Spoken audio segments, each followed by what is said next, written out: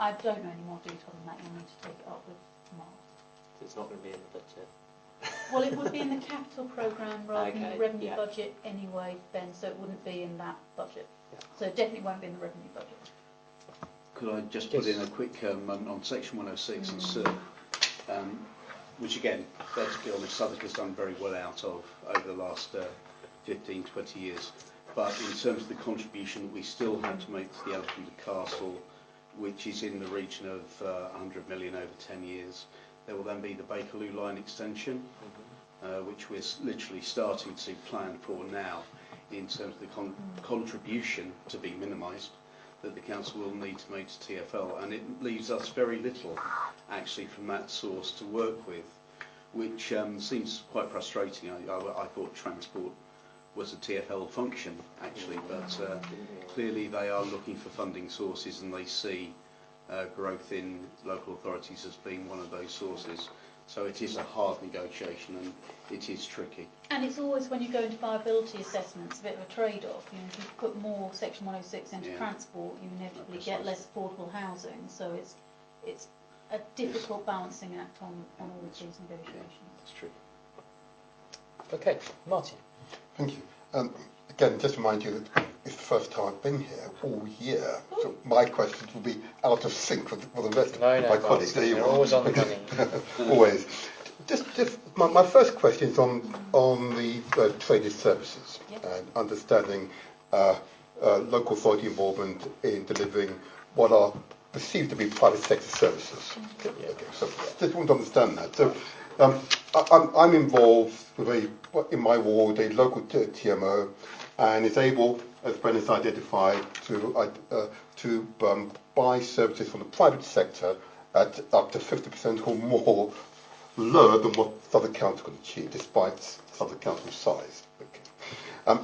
And I'm told the reason why that's possible is because it's a relatively small organisation. It has a good relationship with the suppliers. It can negotiate in a way that is less restrictive than the way the council they would to negotiate.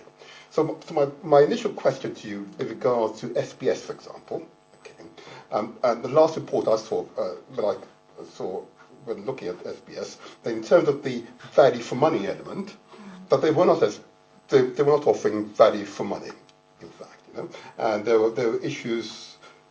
If they were a private company, they may well have difficulty surviving.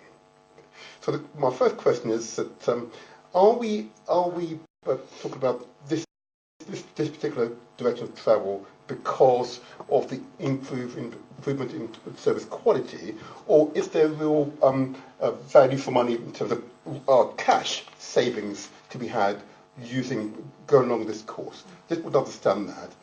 But my second question, of course, and I accept what Duncan just said in terms of the models, okay, and I'd be interested to read that paper eventually, and I sit in housing, of course, to understand if that model works, why does the TMO model work so well consistently across the country?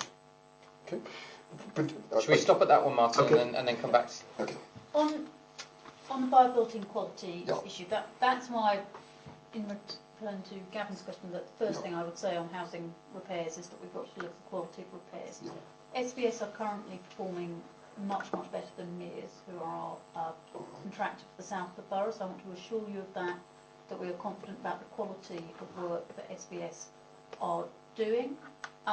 What we've seen over the last few years is that the volume of repairs on our housing stock has fallen considerably.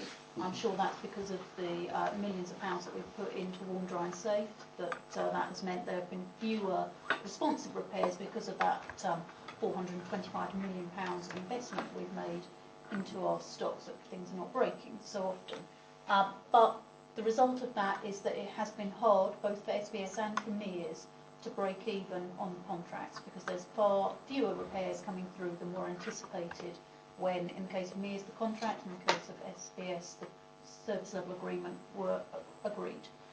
So what we're seeing with MEARS, we believe, are losing money on the contract. They're not wishing to continue. But with SBS, we're in a position where, because it's our own in-house company, that deficit that they run on the SLA is then covered by the council. They would otherwise be losing money. The work that we have done in-house is look at that business planning and look at the business model, and the conclusion that we've come to is that for SBS to break even and to in fact be an income generator for the council, we need more business. There's simply not enough business coming into SBS to cover the fixed costs of things like the depot and the IT and the staff that we have to run. So the view we've come to is that where the market is, we wouldn't get a contract as cheap as Mears again, because people are not making enough money and we've not got enough repairs coming through, and that the right thing for us to do is to bring it in-house and to make SBS